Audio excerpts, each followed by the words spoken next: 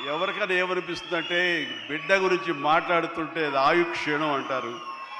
బిడ్డ గురించి మాట్లాడమంటే కనుక నా గురించి నేను మాట్లాడినట్లుగా ఉంటుంది అనుకుంటారు.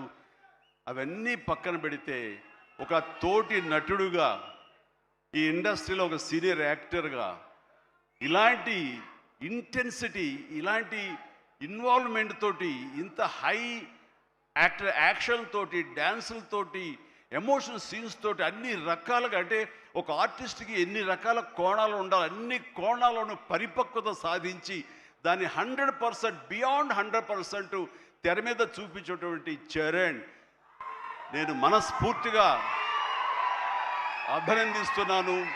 ఒక తండ్రిగా గర్వపడుతున్నాను. రంగస్థలం, మన సుకుమార్ గారి సినిమా రంగస్థలంలో వావ్ ఎంత బాగా చేశాడు, ఎంత అద్భుతంగా చేశాడు అని అనుకున్నాం. కానీ అలాంటి రంగస్థలాలు రావాలంటే మళ్ళీ ఎన్నేళ్ళు పడుతుందో ఏవో తెలియదు. ఎందుకంటే ఇవన్నీ కూడా అప్పుడప్పుడు తారసపడే